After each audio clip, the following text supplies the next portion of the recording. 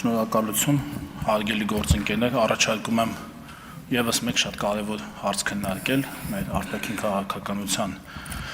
առաջնահերթությունների վերաբերյալ մի հարց, որը բարձրացվեց այս դահլիճում, խոսքը վերաբերում է ցեղասպանության միջազգային ճանաչման գործընթացին։ Կարծում ենք պետք է այս հարցը ամենայն մանրամասնությամբ քննարկենք դա ընթերցումներից խուսափելու համար։ Շատերի մոտ տպավորություն է, թե ցեղասպանության միջազգային ճանաչման օրակարգը միշտ եղել է Հայաստանի Հանրապետության արտաքին քաղաքական օրակարգում, դա այդպես չէ։ 91 թվականից մինչև 98 թվականը այդ հարցը չի եղել Հայաստանի Հանրապետության արտաքին քաղաքական օրակարգում։ Այդ ժամանակվա նախագահի ուղղակի որոշմամբ, ով այդ ժամանակվա սահմանադրությամբ իրականացնում էր Հայաստանի արտաքին քաղաքականությունը։ Հարցը մտել է արտաքին քաղաքական օրակարգ 98 թվականին ՄԱԿ-ում Ռոբերտ Քոչարյանի հայտնի ելույթից եւ հետո արդեն մյուս բոլոր հանդիպումներում, մյուս բոլոր բանակցություններում այդ խնդրանքը ներկայացվել է տարբեր միջազգային կազմակերպություններին, պետություններին, Հայաստանը խնդրել է տարբեր պետություններ, որ օրինակ ճանաչեն հայոց ցեղասպանությունը։ Փաստը, դատապարտեն, որևէ տեսքով բանաձև, օրենք, որևէ այլ ձևաչափ։ Եվ հիմա կրկին, ինչպես պարոն Խանդանյանն ասեց, հիմա կրկին մենք կարծում ենք, որ այդ հարցը չպիտի լինի Հայաստանի Հանրապետության արտաքին քաղաքական օրակարգում։ Բայց ես ուզում եմ մի վիճակագրություն ներկայացնել։ Այս 35 տարիների ընթացքում եւ դրանից էլ առաջ, եթե սովետական միության շրջանում էլ մի քանի պետություն էլի ճանաչել է, Ուրուգվայը, Կիպրոսը, առաջին ճանաչումից եթե հաշվենք, Ուրուգվայի կողմից ճանաչումից մինչև այսօր հայոց ցեղասպանությունը ճանաչել է մոտ 30 պետություն, մոտ 30 պետություն։ Եվ այն ժամանակ, երբ այդ հարցը Հայաստանի արտաքին քաղաքականության օրակարգում էր, եւ այն ժամանակ, երբ չէր։ Առաջին նախագահի ժամանակ ճանաչել է 6 պետություն, մեր իշխանության ժամանակ էլի ճանաչել է 6 պետություն, 3-ը, ինչպես ասացի, Կիպրոս, Ուրուգվայ եւ Եվրախորհրդարանը 87 թվականին ճանաչել է, երբ Հայաստանի Հանրապետությունը դեռ անկախ պետություն էլ չէր, հետեւաբար արտաքին քաղաքականություն էլ չէր վարում, այսինքն 30-ից 15-ը կեսը տեղի ունեցել այն ժամանակ, երբ այդ հարցը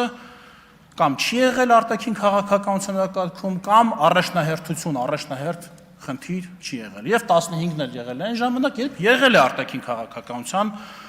առաջնահերթությունների շարքում, բոլոր պատեհ անպատեհ առիթներով, բոլոր զրույցի կետերում դա է գրված եղել, հենց մարդուն բարևել են միջազգային գործընկերոջը, հարցել են որպիսությունը եւ առաջին հարցը եղել է ոչ զենք տվեք մեզ, ոչ մաքսատուրքից ազատեք, ոչ առևտուր, ոչ տեխնոլոգիա, ոչ գիտելիք, ոչ հմտություն, ցեղասպանություն ճանաչում բանաձև խնդրում ենք։ Ինչ հետևություն մենք կարող ենք անել այս վիճակագրությունից։ Հետևությունը հետևյալն է, որ որևէ պետություն ցեղասպանությունը չի ճանաչել հենց Հայաստանի խնդրանքով։ Հայաստանի խնդրանքով չի, որ որևէ պետություն ճանաչում է հայոց ցեղասպանությունը։ Պետությունները հայոց ցեղասպանությունը ճանաչում են 3 հիմնական պատճառներով։ Պատճառ համար առաջին, եթե իսկապես կարծում են, որ հայոց ցեղասպանության ճանաչումը կարող է լինել ցեղասպանությունների կանխարգելման միջազգային մեխանիզմ։ Իսկապես կարծում են, Հայաստանը կխնդրի, Հայաստանը չի խնդրի։ Կարծում են, այդպես են կարծում, ըստ իրենց արտաքին քաղաքական օրակարգի, ըստ իրենց առաջնահերթությունների, ըստ իրենց շուրջ ծավալվող միջազգային զարգացումների։ Պատճառ համար մի րոպե, հարգելի գործընկերներ, խնդրում եմ դադարեցնել քննարկումները եւ լսել ամբիոնից ելույթ ունեցողին։ Պատճառ համար 2։ Եթե այդ պետություններից որևէ մեկում կա մեծ հայկական համայնք, բնականաբար քաղաքացիներ, բնականաբար ընտրողներ, որոնք պահանջում են, որոնք հիմնականում գիտեք, ցեղասպանության զոհերի ժառանգներն են, իրենց մաշկի վրա դա զգացած քաղաքացիներ են եւ իրենք ներկայացնում են այդ պահանջը իրենց կառավարություններին, այն պետությունների կառավարություն, որի քաղաքացի որ իրենք են եւ այդ պետությունների կառավարությունը կարող են իրենց քաղաքացիների խնդրանքին ընդառաջելով ճանաչել հայոց ցեղասպանությունը։ Սա էլ է պատճառներից մեկը։ Եվ պատճառ 3, Թուրքիայի հետ ինչ-ինչ հարցեր բարձելու գործընթացում, ինչ-ինչ հարցեր։ Ինչպես բոլորովին վերջերս տեսանք Իսրայելի օրինակով։ Ես չեմ վախենալի սա ասել, եւ երբ բոլոր լրագրողները պաշարել էին Հայաստանի վարչապետին, ասում էին պահանջում էին, որ մի ինչ-որ դիրքորոշում ասի։ Հələ ոչ հարցը հասել էր վերջնական լուծման, ոչ բան, պահանջում էին, հետո երբ վարչապետը ասեց, որ չի կարծում, որ հայոց ցեղասպանության հարցը գործիքայնացնելը լավ գաղափար է, ասին, վայ չէ, այս ոնց եղավ, չողջունեց։ Հետո այնտեղ խոսացին Թուրքիա, Իսրայել, Ադրբեջան, ինչ որ հարցեր պայմանավորվեցին, ինչ որ բան տվեցին, ինչ որ բան առան, մեզ հետ կապ չունեցող ընդհանրապես, մեզ հետ ընդհանրապես կապ չունեցող, Հայաստանի շահերի հետ կապ չունեցող ինչ որ թեմաներ։ Տվեցին, առան, վերցրեցին, հարցը հետ քաշեցին, չէ՞, ճանաչումը տեղի չունեցավ։ Վաղը կարող է տեղի ունենա։ Կարող է եւ տեղի չունենա, բայց տեղի ունենա էլ, տեղի չունենա էլ, դա չի լինելու Հայաստանի Հանրապետության խնդրանքով։ Ինչպես որ նախորդ դեպքերում չի եղել Հայաստանի Հանրապետության խնդրանքով։ Բայց ինչ է բերել սա, ինչ է տվել սա Հայաստանի Հանրապետությանը մեկ այլ կողմից։ Եվ որևէ պետություն հայոց ցեղասպանությունը ճանաչել է Հայաստանի խնդրանքից հետո, կրկնում եմ, հետո, ոչ թե հետևանքով, այլ հետո։ Դա հնարավորություն է տվել այդ պետությանը ասել, որ գիտեք, ես ձեր խնդրանքով ճանաչեցի հայոց ցեղասպանությունը։ Եվ դա գրանցել մեր միջազգային հարաբերությունների հաշվեկշռում։ Եվ բնականաբար ակնկալել, որ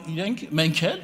իրենց որևէ խնդրանք պիտի կատարենք, ինչպես ընդունված է միջազգային հարաբերություններում, ու դա շատ նորմալ է։ Երբ որևէ մեկը կատարում է քո խնդրանքը որևէ հարցում, շատ նորմալ է, որ ինքն էլ պետք է ակնկալի, որ մի ուրիշ առիթով էլ դու պիտի կատարես իր խնդրանքը։ Մեկ չես կատարի, երկու չես կատարի, երրորդից արդեն կհասկանան, որ դու այդպես միայն խնդրող ես եւ իրենց խնդրանքը կատարող չես։ Այս սա է ամենամեծ խնդրեմը։ Այդ հարցը միջազգային արտաքին քաղաքականության օրակարգ մտցնելու հետ կապված։ Սա է ամենամեծ խնդրեմը, որովհետեւ դա դարձել է միջազգային առևտրի, քաղաքական առևտրի առարկա։ Ուզած թե չուզած, որովհետեւ միջազգային հարաբերություններում այն ամեն ինչը դրված է բանակցությունների սեղանին, առևտրի առարկա է։ Ոչ այն իմաստով, որ դա կարող ես ծախել, այլ այն իմաստով, որ դա կարող ես գնել։ Այսինքն դա կարող են քո վրա ծախել, կարող են քեզ վաճառել։ Այսինքն քո ուզածը քեզ տալ։ Եթե դա է քո ուզածը, դա են տալիս։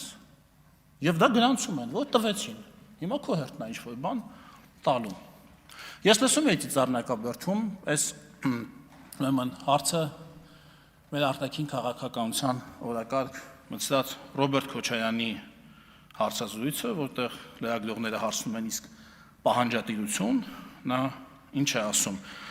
Ասում է ճանաչման ուղղված ջանքեր գործադրել, բայց ճակերտները բաց, պահանջատիրությունը խնդրահարույց է եւ չպետք է անցնենք մի գիծ, որը իրատեսական չէ եւ խնդիրներ է առաջացնում։ Լսեցիք Տիկին Վարդանյան։ Պահանջատիրությունը իրատեսական չի։ Ճանաչելը իրատեսական է։ Հայաստանին հաշիվ ներկայացնելը, որ տեսակ ճանաչեցինք, դա իրատեսական է։ Թուրքիայի հետ փակ սահմանը, դա իրատեսական է, դա փակա հիմա, չիլնի։ Հա, բայց այդ պահանջատիրություն, չէ, դա կարմիր գիծ է պահանջատիրությունը, կներեք։ Իսկ այդ դեպքում ո՞րն է ճանաչման քաղաքականության վերջնանպատակը։ Կարա արդյոք լինի քաղաքականություն առանց վերջնանպատակի։ Կա արդյոք նման բան քաղաքականության մեջ, այդտեղ ուժեղ դիվանագետներ կան։ Կարա արդյոք մարդը անի մի բան աննպատակ, ասենք մի ռեսուրս ծախսի մի հարցի վրա, Պարոն Ղազարյաններ, չէ՞ հարց տալ, ինչքան փող է ծախսվել հայոց ցեղասպանության ճանաչման միջազգային գործընթացը սպասարկելու վրա։ Եվ ճանաչել 30 պետություն։ Եվ որնա վերջնանպատակը 30-ը, այսօր 30-ը լավ 100 տարի էլ շարունակեցինք, եղավ 130 պետություն։ 200 տարի շարունակեցինք, եղավ 198 պետություն, հանած Թուրքիան ու Ադրբեջանը։